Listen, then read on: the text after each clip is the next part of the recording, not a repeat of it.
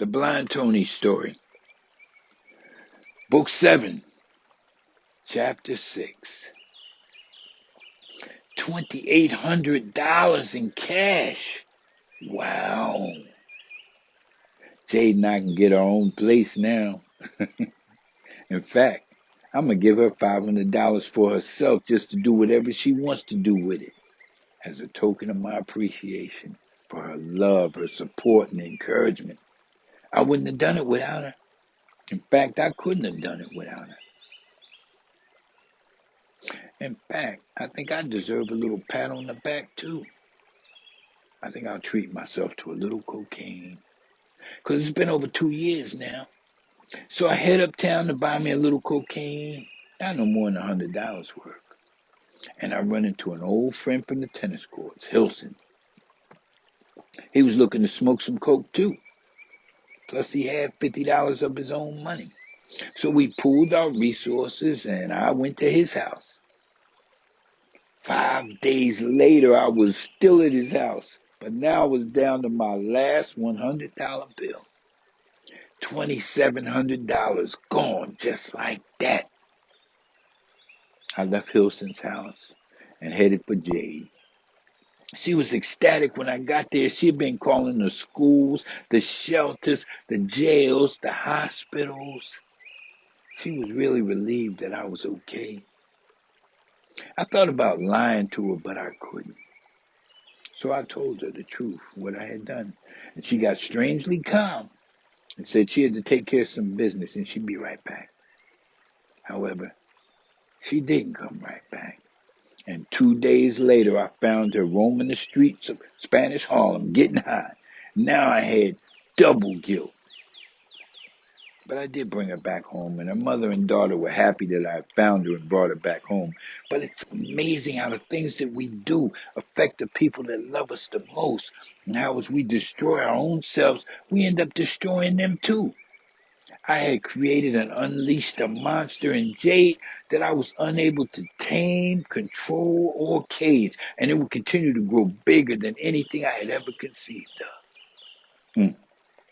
I was truly sorry, but it was too late. The school placement service got me a job working for the OTB Corp, off-track betting. I was sworn by affidavit to secrecy about the work that I did. I worked from 12 midnight to 8 in the morning, processing the betting data from all the racetracks. The computer I was using was called a totalisator, and my first paycheck was about $1,000. Jade and I rented a room that day, and we partied. Later that night, before I was due to go to work at midnight, we were still getting high. And I went out to buy some more drugs and was accosted on the streets by about 7 young men. A pistol was stuck in my face, and one of them said, "You know what it is." And then he slammed that pistol across my grill, and I was beaten and kicked to the ground. Blood flooded my eyes, and I could no longer see. But I could feel all my pockets being turned out, and I could feel all my jewelry being ripped off, and suddenly I felt that pistol against my temple, and I heard the gun's mechanism as a round was definitely placed in the chamber, and then I heard a voice say, "No, let me kill him." And another voice said, "Okay." And the gun changed hands, and just at that moment, a car turned the corner, and they all ran into the projects. Wow. I stumbled to the corner, and the police stopped me. I still couldn't see, and blood had soaked on my clothes, and I was still gushing blood. The ambulance was called, but I refused medical attention, and also refused to press charges. Everything was gone. The money, the drugs, my watch, my rings, my wallet, my cigarettes, even my lighters were gone. I called in sick to the job that night, and I got officially fired the next morning. Jade started disappearing for days at a time, and I would always track her down and bring her back home, but I was fighting a losing battle. I used to pay people to tell me where she was, and a couple times with tears in my eyes, I confronted dealers on the rooftops where she was turning tricks. I would always bring her back home. I know the dealers must have thought I was crazy, but I was in love, and I never gave up. They say you can't turn a whore into a housewife, and maybe that's true. But like I said, I was very much in love, and I had created that monster. Several times, we were both approached about a menage a trois, but she was too jealous and protective of me to share me with another woman, and I was too jealous and insecure to share her with another man. Still, our one-on-one interactions would always end up in disaster, because when the dope was gone, she was always able to get more using her body. And I hated that. I hated even the thought of that. But still, she would go anyway. And I would end up trying to snatch her out of somebody's car or chasing them as they sped off. And once she even grabbed a man's gun and fired on me. And I knew right then and there that at that point that I had lost her to addiction.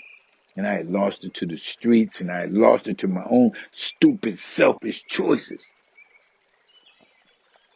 I moved to the Bronx. Started picking up bottles and cans again. I got friendly with several of the supers in their buildings, and they started saving all their bottles and cans from me. It was like I had a regular little route now. And Weekend, the recycling center, had just opened up a new location in the Bronx. And because the people knew me from the downtown center, I was given a job at the new center. And I was also allowed to live in a trailer on the property. That was great. Life was good. But the yard got robbed one night, and everybody who lived on the premises got fired. Someone had cut a hole in the fence and had taken a large quantity of recyclables. Mm. So I had to move back on the streets. But I had developed such a deep connection within the company that whenever I bought in my bottles and cans for redemption, my ticket would be doubled. If I bought in $100 worth of recyclables, my ticket would say $200. So eventually I got the nickname of the Golden Goose. And then I got hired by a man who bought bottles and cans at night at half price and then would redeem them in the morning for full price at weekend. He would have me drive his van to the redemption center and cash everything in that he had bought the night before. And instead of me giving him a ticket for, say, $600, I would give him a ticket for $1,200. But he was greedy, and he felt that the extra money belonged to him. He only wanted to give me an extra $100 or so. He also sold dope. So most of the times, when he would buy people's bottles and cans at night, he would sell them crack cocaine and get his money right back. Eventually, he got robbed and killed. But before he did, I quit. I still had supers saving their bottles and cans for me, and eventually I started cleaning and mopping the buildings for them at $50 a pop, twice a week. I also swept their buildings daily and organized their trash on a daily basis for additional $10 a day. I had three buildings at this point, and at this point I had the keys for the buildings and was allowed to sleep in the buildings. I could either sleep on the rooftops, I could sleep in the boiler rooms or at the top of the stairs. And this helped to keep the building safe and kept strangers out.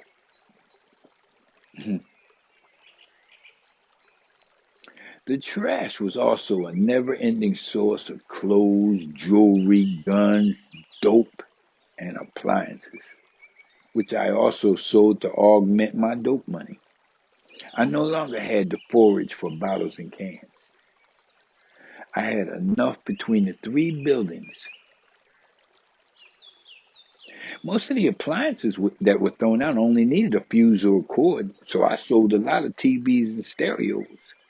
There were also a lot of clothes and jewelry. When someone gets evicted in New York, all their possessions gets placed in the trash pile out on the street, and the apartment gets padlocked. There were always valuables in the trash. especially clothes, jewelry. And at least 3 times a year, I would find pistols and dope. There was always dope. Life was good.